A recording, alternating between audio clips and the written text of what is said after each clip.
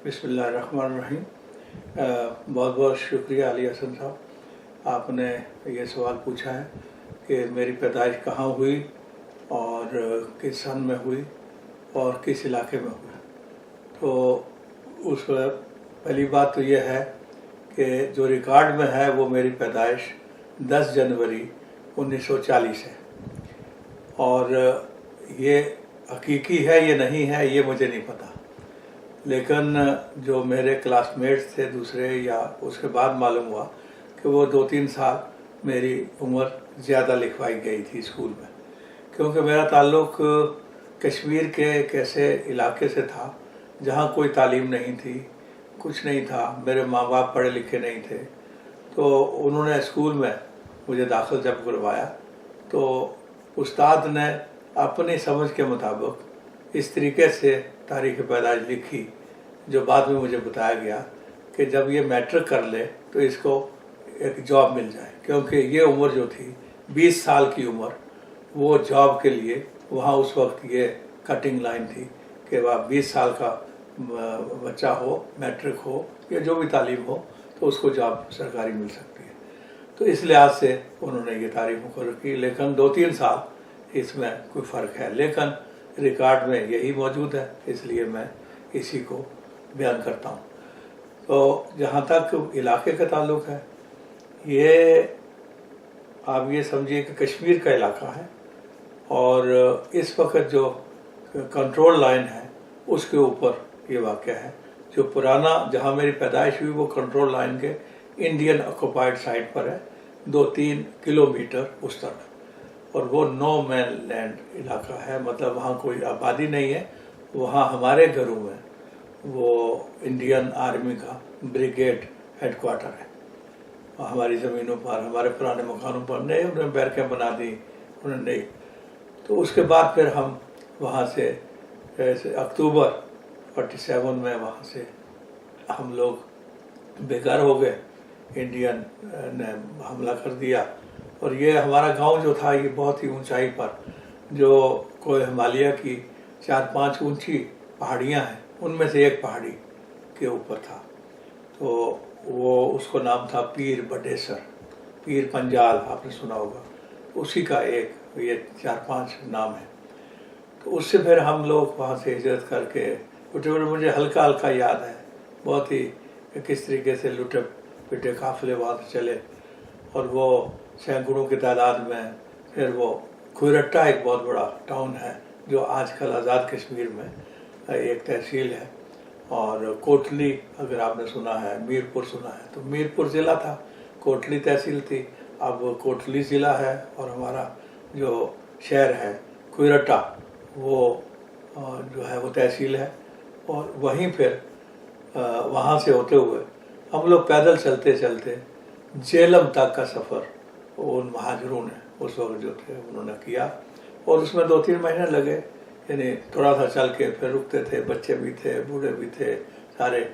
तो पैदल चल के सिर्फ अपने कपड़े और अपना थोड़ा सा खाने पीने का सामान जो भी था वो रास्ते में करते। तो हम झेलम में जो मीरपुर शहर को सीधा क्रॉस करके खड़ी शरीफ है, मियाँ मोहम्मद का इलाका है, जो बहुत बड़े बुजुर्ग गुजरे हैं, वहाँ से क्रॉस करके झेलम को, दरिया को, तो वहाँ फिर चक जमाल दीना के करीब है ये चक जमाल, ये बैरकें थी ब्रिटिश फोर्सेस की, और फिर उन बैरकों में हम लोग को रखा गया हज़ारों की तादाद में।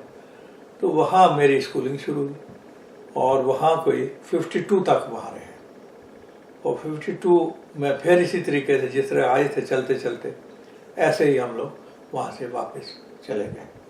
लेकिन ये वो ज़माना था जब कैद का ज़माना था, लोगों के पास कोई पैसा इस टाइप की चीज़ नहीं थी, लोग एक एक आने को, एक एक पैसे को तरसते थे। तो बस सिर्फ गुजारा होता था, कोई एक और खाना मिल गया ये वो। इसी हालत में हम फिर वहाँ उसी खुरट्टा के इलाके में एक गाँव आए, वहाँ ढेरी साहबजादियाँ, तो वहाँ पहुँचे। वहाँ मुख्तलिफ घरों में लोगों ने फिर हमें घर दिए रहने के लिए। तो 52 में फिर मेरा दाखिला खुरट्टा के प्राइमरी स्कूल में हुआ। तो उसमें मैं पढ़ने में अच्छा था, तो उसमें میں نے پرائمری میں بھی اچھے نمبر لیے، پوزیشن لی، اور چھٹی جماعت میں، چھٹی میں جب پہنچا تو اس وقت میری ایسی پوزیشن ہو گئی کہ مجھے وظیفہ ملا۔ تو وہ وظیفہ جو ہے اس زمانے میں بہت بڑا وظیفہ تھا، 3600 روپے سالانہ۔ تو اس زمانے میں ایک ایک آنے کو لوگ ترستے تھے، تو یہ مجھے 3600 روپے سالانہ، اور یہ دیا کس نے؟ یہ مجھے آزاد کشمیر کے جو پھر صدر بھی ہوئے، وزیر اعظم بھی ہوئے، جو قائد ملت بھی ہوئے، سردار محمد عبدالقیوم صاحب، یہ مجھے 56 میں وہ ایک نوجوان وزیر تھے، تو اس وقت وہاں آئے تو انہوں نے وہ دیا۔ اس کے بعد میں میٹرک جو ہے وہ بھی وہیں سے کیا، اور میٹرک میں بھی میں 3-4 جو ٹاپ کے اسٹوڈنٹ تھے ان میں سے ایک تھا۔ تو اس میں میری جو ضلعی پوزیشن تھی وہ تیسری تھی، جو ضلع میں پوزیشن تھی وہ تیسری تھی، اور اسکول میں بھی تیسری پوزیشن تھی، تو باقی 2 پوزیشنیں دوسرے اسکولوں کی تھیں۔ تو اس طریقے سے نمایاں طریقے سے، حالانکہ مجھے گائیڈ کرنے والا کوئی نہیں تھا، مجھے یہ تک نہیں معلوم تھا کہ آگے ڈاکٹر کیسے بنتے ہیں، انجینئر کیسے بنتے ہیں۔ تو میں ڈرائنگ میں، میتھ میں، سائنس میں سائنس کا اسٹوڈنٹ تھا، تو اس میں بڑے اچھے نمبر تھے۔ تو اس کے بعد پھر مجھے پڑھنے کا بڑا شوق تھا، تو وہاں بھی کوشش کی، تھوڑی ملازمت کی، لیکن وہاں بھی اس زمانے میں بھی سفارشیں چلتی تھیں جو ہماری نہیں تھی سفارش، لیکن اللہ تعالیٰ کو کچھ اور منظور تھا۔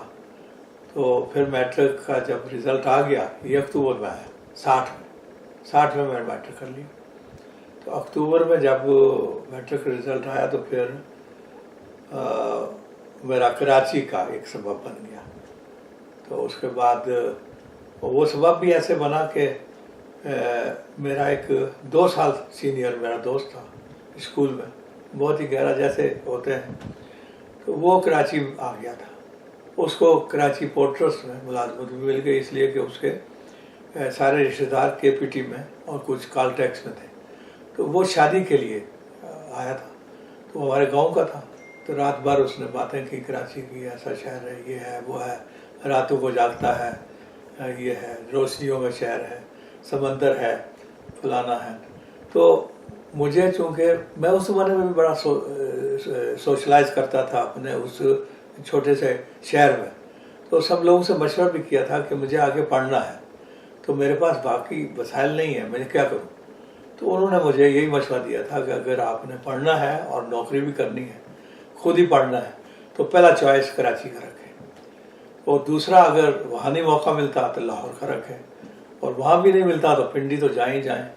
تو وہ مجھے پھر یہ میرے ذہن میں تھا کہ مجھے کراچی جانا ہے، تو پھر میں ان سے درخواست کی کہ بھئی اپنے ماموں سے، جو مجھے بھی جانتے تھے، میں بھی جانتا تھا، ان سے بات کرو کہ اگر مجھے وہ ساتھ لے جائیں اور 2-3 مہینے مجھے ساتھ رکھیں، تو پھر جو ہے میں، اگر مجھے کچھ مل گیا، ملازمت مل گئی تو میں آ جاؤں گا واپس، ورنہ میں ملازمت مل گئی تو وہیں رہ جاؤں گا۔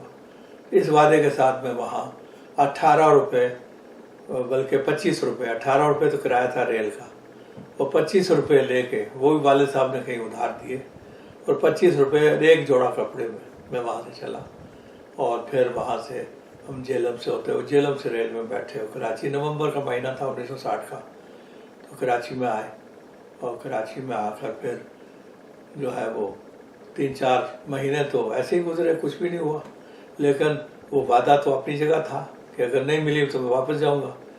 لیکن روزانہ صبح نکلتا تھا، شام کو آتا تھا، کوئی ملازمت، کنڈکٹری کی ملازمت کی کوشش کی، یہ کیا وہ کیا، لیکن 3 مہینے میں کچھ دن باقی تھے کہ مجھے کے پی ٹی میں ہی، جو ٹیلی کلرکی ہوتی ہے، ایک ہوتا ہے جو امپورٹ ایکسپورٹ ہوتا ہے نا، اس میں ایک پارٹی ہوتی ہے جو کے پی ٹی کے لوگ ہوتے ہیں، اور ایک پارٹی پرائیویٹ ہوتے ہیں جو کلیئرنگ ایجنٹس کی، تو ان میں ایک جگہ مجھے مل گئی، تو پھر وہاں جو ہے مجھے ہو گیا، تو وہ اب میں نے کہا جی یہ مجھے مل گیا ہے، تو اب میں جو ہے، تو میں نے پھر، انہوں نے 3 مہینے تو مجھے اپنے پاس رکھا، جب مجھے تھوڑا سا کچھ مل گیا، یہ دہاڑی پر تھا، ہر ڈیلی ویجز تھا، کبھی ملتی تھی کبھی نہیں، 5 روپے دن کے اور 5 روپے 13 آنے رات کے، تو اس پر مجھے یہ مل گیا، تو کبھی مہینے میں 4 دن لگے، 5 دن لگے، 6 دن لگے، تو اس طریقے سے میرا تھوڑی سی آمدنی شروع ہو گئی، یہ وہ ہو گیا، تو پھر میں وہاں ان سے، انہوں نے میرا انتظام دوسری جگہ کر دیا، بیچلرس کے ساتھ. تو اس طریقے سے میرا کراچی میں جو ٹھہرنا ہے وہ ہو گیا. اور اس کے بعد پھر میں KPT کے اندر بعد میں انہیں کے ایک بندے نے جو ٹریفک مینیجر تھا بڑا افسر, اس کے یہاں وہ پٹے دار تھا. پٹے دار مثلا جیسے اسسٹنٹ ہوتا ہے, اس نے جا کر پیش کیا کہ میرا بھائی ہے. اس کو پھر مجھے کراچی پورٹ ٹرسٹ میں نوکری ملی جو اس کی تھی ٹریفک کنٹرول کی, اور یہ وہ وہاں چیکر بھی کہتے ہیں اس کو, اور ٹیلی کلرک زیادہ تر. تو وہ ملی, وہ بھی کچوں میں تھا, مطلب وہ بھی ایسے ہی تھا کہ کبھی جتنے دن لگ جائیں آپ میں. تو اس میں پھر ان کا ایک امتحان ہوتا تھا کچھ عرصے کے بعد.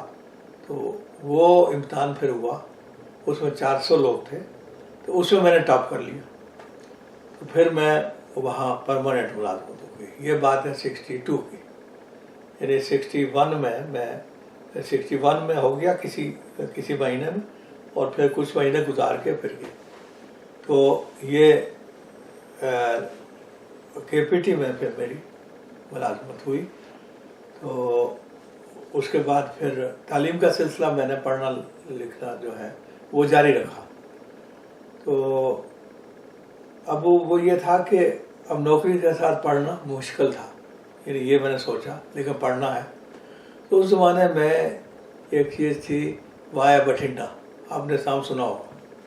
وایا بٹھنڈا یہ تھا کہ اگر آپ 3 فاضلوں میں سے ایک فاضل کر لیں, یعنی اردو فاضل, فارسی فاضل اور عربی فاضل, تو یہ اچھا خاصا بڑا امتحان تھا.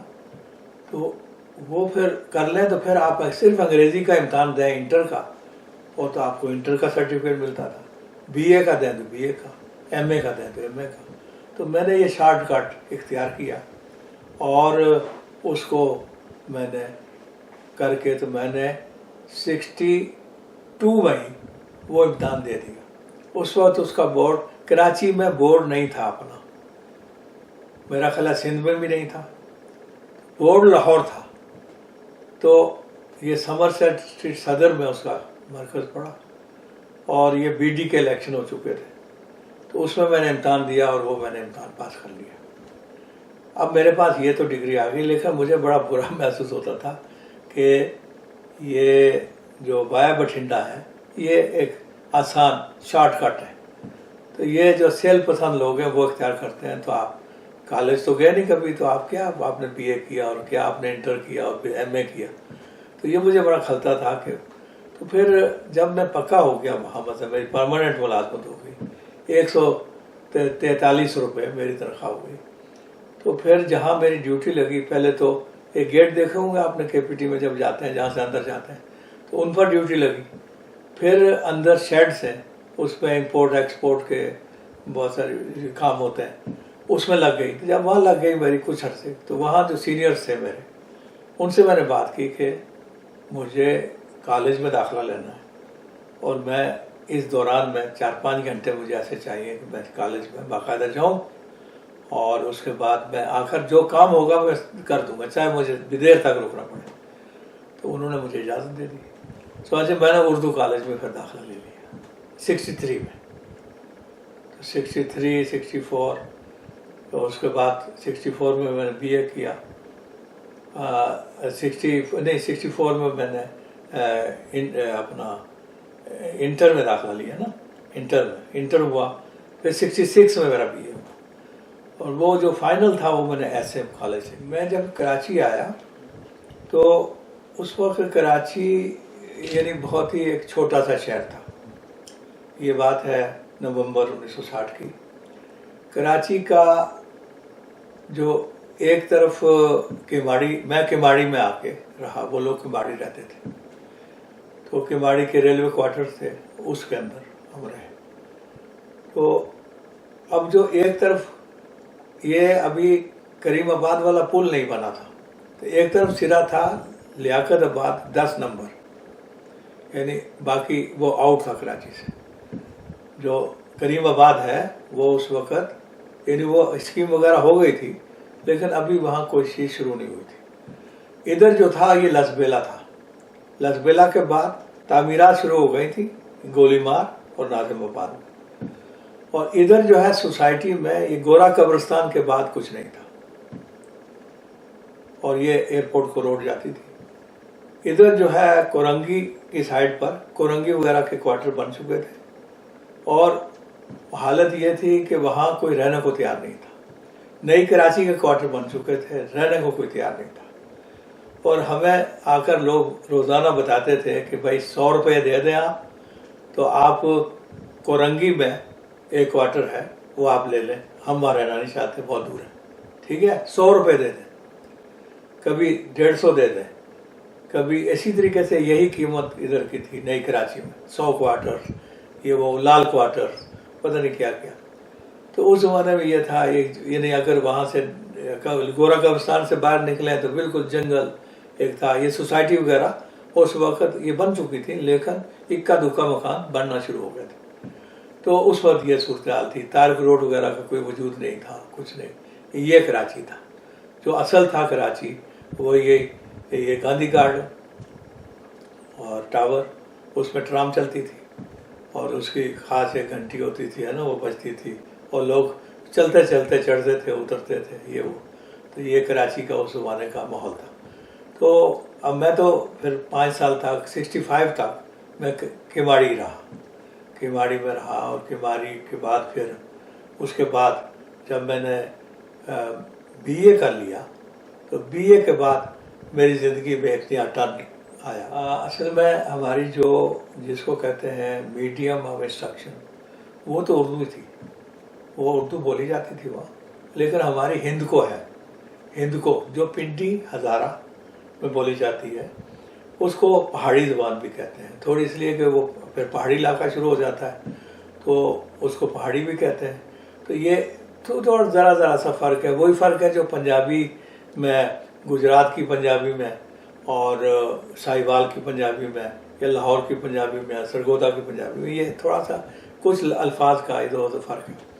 इसी तरीके से वो जो हिंद को है, वो हमारी, ये देखिए कश्मीर की 2 ज़बानें हैं जो बड़ी ज़बानें, एक ये हिंद को है, ये पहाड़ी ज़बान, और दूसरी जो है खालिस कश्मीरी। तो उसमें ये हुआ कि जब मैंने BA कर लिया, तो BA के दौरान ही मेरा राबता किमाड़ी में कुछ ऐसे लोगों से हो गया कि जिनका ताल्लुक जमात इस्लामी से था।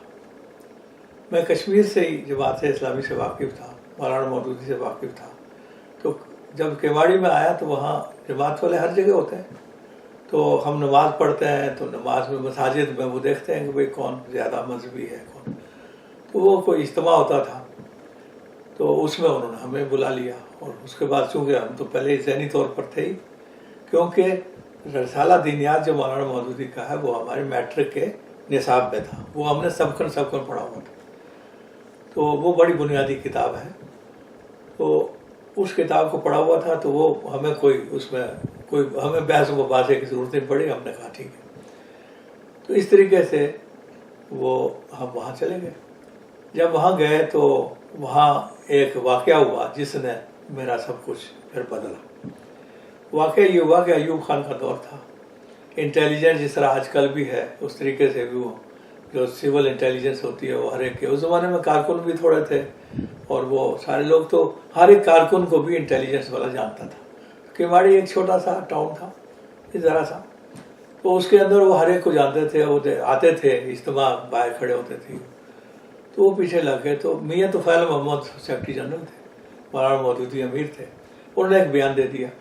बयान ये दिया कि कोई वाक़या हो गया पंजाब यूनिवर्सिटी में, या कोई झगड़ा हो गया, कहीं कोई बड़ा वाक़या हो गया, तो जो वज़ीर दाखिला था एक हबीबुल्लाह, वो कोहाट के थे, वो रोज़ाना बयान जमात के ख़िलाफ़ देते थे। तो उन्होंने कहा कि ये जो वाक़या लाहौर में हुआ है, इसमें मुलव्विस हैं जमात इस्लामी के अरकान, ठीक है, कारकुन। तो वो, और ना कोई सरकार, यानी सरकारी मुलाजिम, रेलवे का था कल।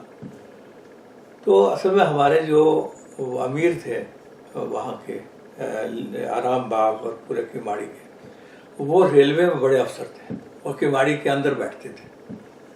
तो वो रुकन भी थे और वो تو میاں صاحب نے یہ بیان دیا کہ ہمارا نہ کوئی کارکن طالب علم ہے اور نہ کوئی ہمارا سرکاری ملازم ہے.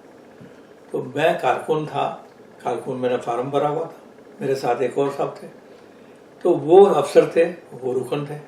میں وہاں سے اٹھا دوڑا، میں نے کہا بھائی یہ غلط ہو جائے گا کہ ہم تو یہ دونوں چیزیں خلاف واقع ہیں. مطلب اتنا سینسیٹیوٹی تھی کہ ہم ذرا میاں صاحب غلط نہ ہو جائیں. تو میں نے جا کر ان کو اندر کیا، ان کو کہا کہ بھائی واسطی صاحب بہت زبردست آدمی تھے. انہوں نے کہا تم بات تو صحیح کر رہے، شام کو آ جاؤ. تو ہم یہ آرام باغ پر جماعت کا دفتر ہے وہاں ہم لوگ پہنچے شام کو. تو وہاں چودھری غلام محمد صاحب تھے، امیر جماعت اسلامی سندھ اور کراچی میں. تو وہ پنجاب کے تھے، پتہ نہیں نام آپ نے سنا ہے. وہ بہت بڑی شخصیت ہے.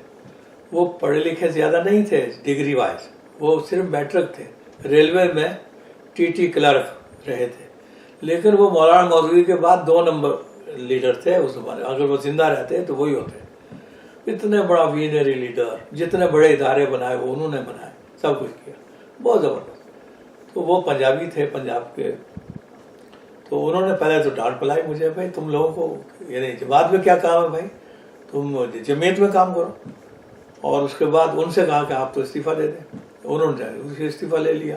وہ مجھے کہا کہ آپ وہ فارم بھر دیں. وہ جا کر میں نے فارم نکلوا دیا، ختم ہو گئی بات. لیکن میرا تعلق قائم ہو گیا چودھری غلام محمد صاحب سے. انہوں نے مجھے اپنا بیٹا بنا لیا اور اتنی محبت دی. میرا تو کراچی میں کوئی تھا ہی نہیں سوائے ان کے ماڑی والوں کے. تو میں نے انہیں بتایا بھائی میرا چودھری صاحب میرا تو کوئی بھی نہیں ہے کراچی میں. کہہ لیں نہیں تمہارے سب یہ سب ہم لوگ تمہارے ہی ہیں. انہوں نے اتنی محبت دی، اتنا سب کچھ کیا. پھر انہوں نے کہا کہ تم اب کیا. میں نے پھر جب انٹر کیا، یہ انٹر سے پہلے کی بات ہے، انٹر کیا تو پھر ان کے پاس گیا پہ یہ نتیجہ آیا. تو انہوں نے اپنے دفتر میں مٹھائی بانٹی. پھر میں نے بی اے کیا تو بی اے کیا انہوں نے بڑا. میں نے کہا جی اب میں نے بی اے کر لیا ہے، اب میں کیا کروں. اب یہاں وہ صحافت والی بات آتی ہے. ان کا ویژن اتنا بڑا تھا کہ وہ ایک تو جماعت کا اخبار نکالنا چاہتے تھے، اس کے لیے انتظام بھی کر لیا تھا. دوسرا وہ ایک نیوز ایجنسی، عالمی نیوز ایجنسی بنانا چاہتے تھے، جو پھر OIC میں نیوز ایجنسی بنی. یہ ان کا ویژن تھا، انہوں نے اس کی کیمپین چلائی تھی. تو انہوں نے کہا کہ وہ میں نے تمہاری انگریزی کیسی؟ میں نے کہا بہت اچھی. کہہ لیں پھر تم صحافی بنو گے، تم صحافی بنو گے، لیکن تم پہلے MA جرنلزم میں داخلہ لو. چنانچہ میرا اچھا گریڈ بھی اچھا آیا تھا. چنانچہ انہوں نے مجھے اس طرف لگا دیا اور پھر میں نے جا کر یونیورسٹی میں داخلہ لے لیا. اس زمانے میں کوئی اتنا زیادہ نہیں تھا، میرا اچھا تھا سب کچھ. میرا ایک ٹیسٹ لیا اور انہوں نے اس کو داخلہ دے دیا. تو یوں میں چودھری غلام محمد صاحب نے میری کیریئر پلاننگ کی. اور اس کے بعد جو ہے وہ میں جرنلزم میں داخل ہو گیا. میں پہلے ہی سال میں تھا کہ انہوں نے فون کر کے یوسف صدیقی مرحوم جو جنگ کے ایڈیٹر تھے، سید محمد تقی بھی تھے، لیکن یوسف صدیقی صاحب سے ان کی بڑی بھائی چارہ تھا. ان کو فون کیا کہ میرا بیٹا ہے تو اس نے جرنلزم میں داخلہ لیا ہے. تو انہوں نے آ کے مجھے بلایا. میں گیا تو انہوں نے وہاں میرا ایک امتحان لیا. ایک مضمون ڈیلی ٹیلی گراف کا تھا، کس کا تھا، ایک آرٹیکل. کہا کہ اس کا ترجمہ کر کے لاؤ، ڈکشنری دیکھو لیکن کسی سے کروانا مت، خود کرو. وہ میں نے کر کے لے آیا. انہوں نے دیکھ کے بڑے خوش ہوئے. تو اس کے بعد جناب وہ لے کے رکھ لیا. پھر میرا ابھی میں فرسٹ ڈگری میں تھا کہ مشرق 15 اپریل 1967 میں مشرق کراچی سے نکلا. پھر اس میں جگہ ہمارے صفحے بڑھے تو اس میں 4 بندوں کو کراچی یونیورسٹی سے، چونکہ میں یونیورسٹی میں تھا تو میرے ساتھ ایک قمر عباس جعفری ہے وائس آف امریکہ میں، وہ آج کل بھی ہے. وہ میں ایک فیض اللہ بیگ تھے، ہم 4. ایک دوسرا ظہیر عباس تھا، یہ کون تھا، ہم 4 پہ وہاں. یہ پہلے ہم لوگ تھے، بیچ تھا جو یونیورسٹی سے جو جرنلزم پڑھ رہے تھے وہ جنگ کو جنہوں نے جوائن کیا. اس سے پہلے کوئی میٹرک تھا، کوئی انٹر تھا، کوئی میٹرک فیل تھا، لیکن اچھے لکھنے والے تھے، اچھے صحافی تھے. تو یہ ہمارا پہلا بیچ تھا 67 اپریل 15 اپریل. تو یہ ہمارا اس میں داخلہ ہو گیا چونکہ میرا پہلے تھا.